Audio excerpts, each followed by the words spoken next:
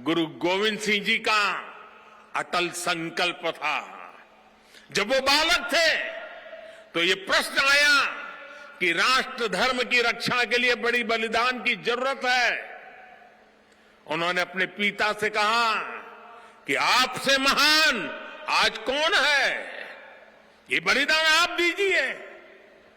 जब वो पिता बने तो उसी तत्परता से उन्होंने अपने बेटों को भी राष्ट्र धर्म के लिए बलिदान करने में संकोच नहीं किया।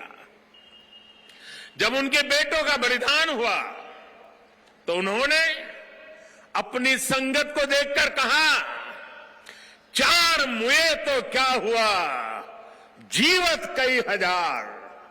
अर्थात मेरे चार बेटे मर गए तो क्या हुआ, संगत के कई हजार साथी, हजारों देशवासी मेरे बेटे ही है। ये अपने घर की छत पर ही फल और सब्जियां उगाते हैं। महीने का 40 से 50 हजार कमाते भी हैं। इनसे सीखना है तो फ्रीडम ऐप को अभी डाउनलोड करो। देश प्रथम, नेशन फर्स्ट को सर्वोपरि रखने की ये परंपरा हमारे लिए बहुत बड़ी प्रेरणा है। इस परंपरा को सशक्त करने की जिम्मेदारी आज हमारे कंधों पर है।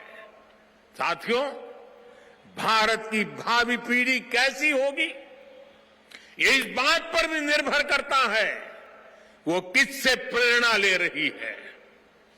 भारत की भावी पीढ़ी के लिए प्रेरणा का हर स्रोत इसी धरती पर है। कहा जाता है कि हमारे देश भारत का नाम जिस बालक भारत के नाम पर पड़ा वो सिंहों और दानवों तक संहार करके थकते नहीं थे। हम आज भी धर्म और भक्ति की बात करते हैं तो भक्तराज प्रहलाद को याद करते हैं। हम धैर्य और विवेक की बात करते हैं तो बालक ध्रुव का उदाहरण देते हैं। हम मृत्यु के देवता यमराज को भी अपने तप से प्रभावित कर लेने वाले नचिकेता को भी नमन करते हैं, जिस नेत्री नचिकेता ने बाल्यकाल में यमराज को पूछा था, व्हाट इज डेथ, मृत्यु क्या होता है। हम बाल राम के ज्ञान से लेकर उनके शौर्य तक, वशिष्ठ के आश्रम से लेकर विश्वामित्र के आश्रम तक, उनके जीवन में हम पग पग पर आदर्श देखते हैं। प्रभु राम के बेटे लव कुश की कहानी भी हर मां अपने बच्चों को सुनाती है। श्री कृष्ण भी हमें जब याद आते हैं तो सबसे पहले कान्हा की वो छवि याद आती है, जिनकी बंशी में प्रेम के स्वर भी है और वो बड़े बड़े राक्षसों का संहार भी करते हैं।